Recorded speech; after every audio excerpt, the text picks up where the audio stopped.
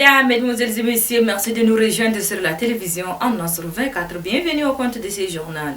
Le président de transition, général Mohamed Idriss Déby Itno, a participé ce 25 février 2023 à Kinshasa, en République démocratique du Congo, à la 22e conférence des chefs d'État et du gouvernement de la Communauté économique des États de l'Afrique centrale, la CEEAC. On fait le point avec nos confrères de la présidence de la République. Pour cette 22e conférence des chefs d'État et de gouvernement de la Communauté économique des États de l'Afrique centrale, consacrée au bilan de la mandature 2022 et à la situation politique et sécuritaire en Afrique centrale, 7 chefs d'État de la CEEAC étaient présents dans la capitale de la République démocratique du Congo. Parmi eux, le président de transition, président de la République, chef de l'État, général Mohamed Idriss Déby Itno, dont l'engagement pour l'intégration économique est très fort, et le président hôte, Félix Antoine Tshisekedi Tshilombo, par ailleurs président en exercice de la communauté. La cérémonie d'ouverture a été ponctuée par plusieurs interventions. C'est le représentant spécial du secrétaire général et chef de bureau des Nations Unies pour l'Afrique centrale, Abdou Abari, qui a ouvert le bal. Il a félicité le président de la République démocratique du Congo, Félix Antoine Tshisekedi Tshilombo, par ailleurs président en exercice, pour son dévouement à la cause régionale, ce qui a permis, selon lui, de conduire à bon port le navire de la CEEAC 2022, malgré des multiples défis. Le président de la Commission de la Communauté économique des États de l'Afrique centrale, l'ambassadeur Gilberto da Piedad Verissimo, a pour sa part salué la disponibilité des chefs d'État à faciliter le travail des commissions avant de plaider pour une CEEAC plus renforcée en moyens humains et financiers. Clôturant la série des interventions à l'ouverture des travaux, le président de la République démocratique du Congo, Félix Antoine Tshisekedi Tshilombo, a dressé son bilan d'une année à la tête de l'institution communautaire. Un bilan riche en actions en faveur de l'éducation, la santé et la culture. S'agissant de la situation sécuritaire en Afrique centrale, le chef de l'État congolais a informé des conclusions des enquêtes diligentées dans quelques pays et au Tchad, précisément sur les événements douloureux du 20 octobre 2022. Après la cérémonie d'ouverture, les chefs d'État de la CEEAC ont discuté à huis clos. Intervenant pour la circonstance, le chef de l'État général Mohamed Idriss Déby Itno a salué la qualité du rapport produit sur la situation au Tchad.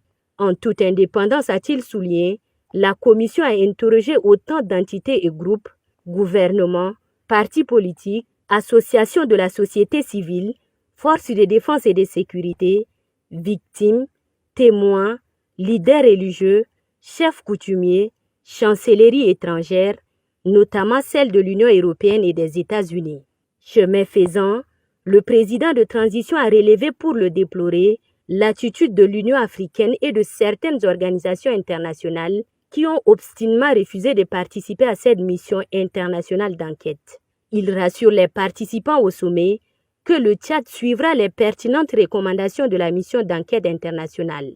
Au retour des chefs d'État dans la salle, pour la cérémonie de clôture, plusieurs décisions importantes ont été prises, parmi lesquelles la désignation du président gabonais Ali Bongo Ondimba pour conduire la destinée de la CEEAC en qualité de président en exercice et le choix du président congolais, champion de l'éducation, santé et culture. Il a été confié à ces derniers la mission de sillonner la région pour une sensibilisation de masse. La conférence terminée, les chefs d'État de la CEEAC se sont donné rendez-vous en juin 2023 pour la 23e session ordinaire. Et puis la deuxième séance plénière de la première session ordinaire 2023 du Conseil national de transition s'est ouverte ce 27 février 2023 au Palais de la démocratie. La séance a été dirigée par la deuxième vice-présidente du Conseil national de transition, Dr Khadija Timer. Le ministre des Hydrocarbures et de l'Énergie, Dirassem Nebimadial, est à l'hémicycle. Dans le cadre d'une question orale avec débat sur la crise énergétique que connaissent les villes du Tchad en général et la ville de N'Djamena en particulier, initié par le conseiller Mohamed Oumar Adoum, la secrétaire générale deuxième adjointe du gouvernement, Madame Fatime Adine Garfa, a pris part à cette séance plénière. Je vous invite à suivre un extrait de ces propos au micro de nos confrères de la télévision nationale. Mégawattheures de batterie qui sont connectés à la même centrale, on pourra économiser 2 milliards par mois. Et donc, c'est pour vous montrer que, et avec cette centrale solaire, on a vu que, amorti sur 10 ans, le coût du kilowattheure est à 18 francs CFA. C'est-à-dire qu'on quitte de 300 francs à 18 francs CFA. Donc, avec ce développement des énergies solaires, etc., vous voyez que même le prix de l'électricité, on pourra enlever la subvention, on peut revoir le prix de l'électricité, surtout pour les entreprises, pour les rendre compétitifs. Aujourd'hui, vous prenez n'importe quelle entreprise, le coût minimum de l'électricité, c'est 60% de leurs dépenses. Nous avons aussi un don de la Banque mondiale pour construire 35 mégawatts. C'est un projet qui sera finalisé avant 2023 et plus avec 60 mégawattheures de batterie. Donc, tous vers Gassi ici. Donc, on aura au total 65 mégawatts sur en solaire, des projets concrets qui sont en train de voir le jour. On pourra économiser plus de 4 milliards par mois, rien qu'en mettant donc en journée, surtout pendant les périodes où il ne fait pas chaud, 90% de la ville sera couverte par le solaire. Et lorsque le soleil se couche, on a encore 80 mégawattheures de batterie qui peut permettre de tourner un certain temps avant de basculer sur les centrales thermiques. Donc, à court terme, et ce que je vous dis, c'est moyen terme,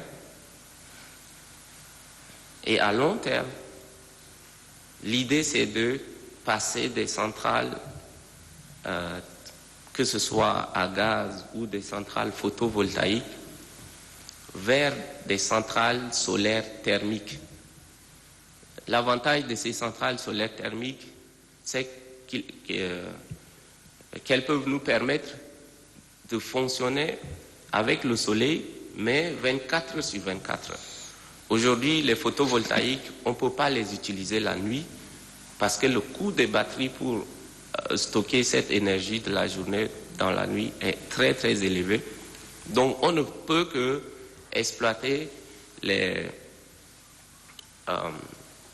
solaires photovoltaïques pour couvrir les besoins de la journée. Et la nuit, on va toujours continuer à travailler avec le thermique. Mais à moyen terme, nous sommes en train d'aller vers les centrales solaires thermodynamiques.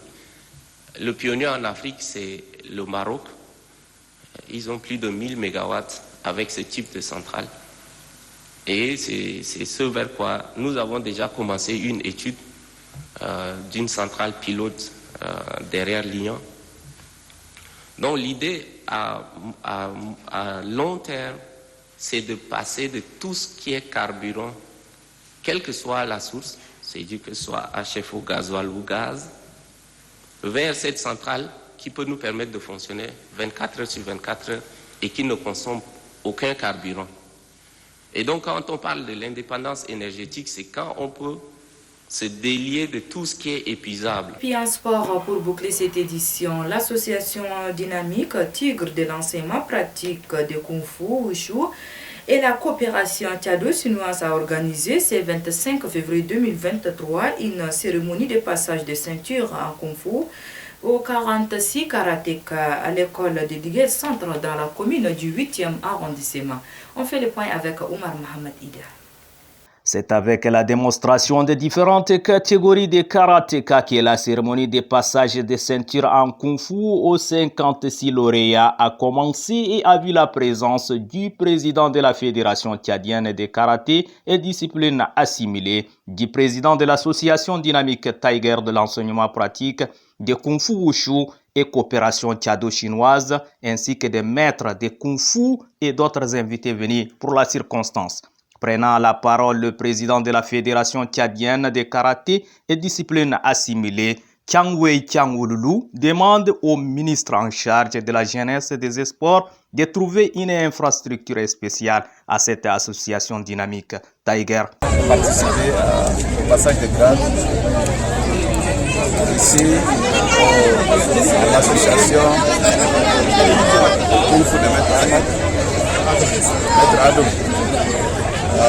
Dynamique Tiger. Donc comme vous pouvez le voir, les jeunes, il y a un engouement et puis les jeunes sont très intéressés par le Kung Fu et par le sport. Donc nous voulons profiter de ce micro pour lancer un cri d'alarme aux autorités en charge du sport, et notamment le ministre de la Jeunesse et du Sport, qui ne cesse de ménager aucun effort pour s'assurer que le sport se développe à la base. Nous voudrions demander à son excellent monsieur le ministre de trouver des infrastructures pour ce club, cette association dynamique Tiger, qui est une association très dynamique qui regroupe beaucoup de jeunes. Cet après-midi, j'ai été très impressionné par le nombre de jeunes qui ont passé les grades, et nous osons croire qu'à l'avenir, ce club va représenter une force d'espoir dans le domaine de Kung Fu au Tchad. Il faut noter que l'association dynamique Tiger compte en son sein plus de 300 adhérents. Et c'est avec cette page sportive que se referme cette édition. Merci de l'avoir suivi. Au revoir et à demain. Bon suite de programme sur la télévision en 24. Merci.